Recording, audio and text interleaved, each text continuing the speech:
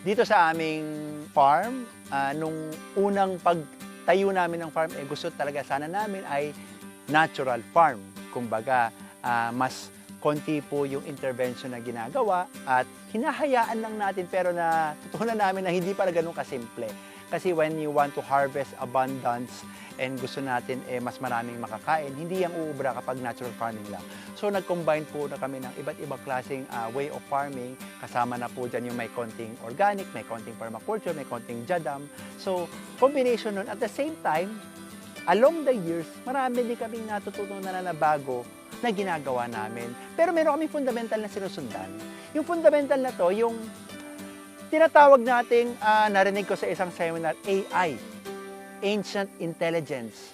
Yung mga ninuno natin nung sinaunang panahon, marami na silang nagawa at marami na silang nabuong kaalaman. Yun lang, hindi na nasulat, hindi na record, or mayroon, mahirap mahanap, pero I think it's very intuitive in all of us.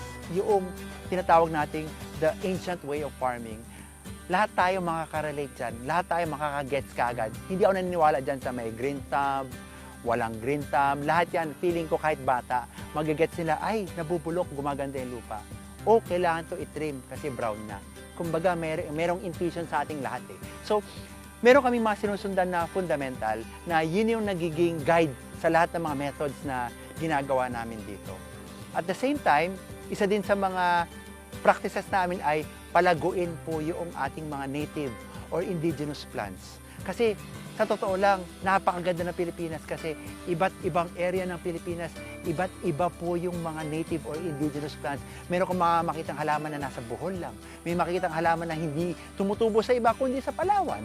So dito sa Batangas, meron din po kami mga ganon.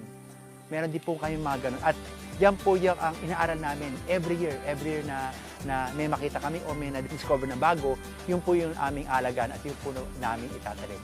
Tulad nung 2022 to 2023, sa isang taon, mayroon po kami na-discover o natutunan na 11 indigenous plants. At yun po ay lahat sinama po namin sa aming farm at hina-harvest po namin, sinasama po namin sa basket po ng aming mga customers, yung aming mga subscribers. Pero syempre magtatanong sila, ano to?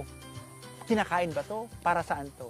So naghahanda po kami ng konting impormasyon like nutritional facts, paano gamitin sa kusina at paano po siya nagiging maganda sa kalusugan mo.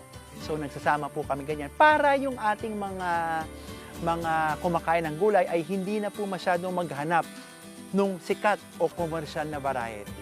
Siyempre lahat po tayo gusto nating salad, gusto natin lettuce, gusto nating arugula, gusto natin yung mga sikat na nakikita or mga alam natin yung mga gulay. Nawawala yung mga ancient na or mga native na gulay natin. Isa po sa aming advokasya ay mag-consume or kumain ng mas maraming native at indigenous plants dahil nga sa agrikultura ito po ay mas magaan at mas mabilis. Pero siyempre hindi po siya sikat, hindi siya kilala at tayo naman bilang kumakain ng gulay ay meron na tayong mindset na gusto natin yung mga kilala at alam natin at yung mga nakasanayan natin. So, actually dito sa farm, marami po kaming ginagawang seminar at mga educational tours for kids. Kasi yung mga bata po, pag pinakita po ng mga halaman at pinatikim mo, lahat sila, wow, matutuwa sila.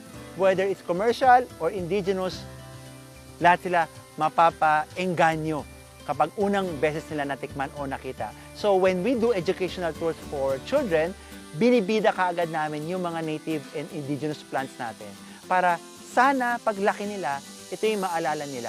Ito yung maging inspirasyon nila kapag sila ay pumunta sa farming or even being a regular consumer, ito po yung hanapin nila. Kasi alam mo sa totoo lang sa agrikultura, kapag walang merkadong naghanap, wala pong magtatanim. In the case of indigenous and native, wala pong mag-harvest yan. Wala magdadala sa merkado ng petal leaf, wala magdadala sa merkado ng pepino kasi wala pong naghahanap. So, I believe kung nagsimula po yan sa ating consumers at sila po ay nag-demand, mayroong pa mangyayari po sa agriculture natin. Mababawasan ng trabaho, mababawasan ng input, hindi po natin kailangan ng pesticide o pataba.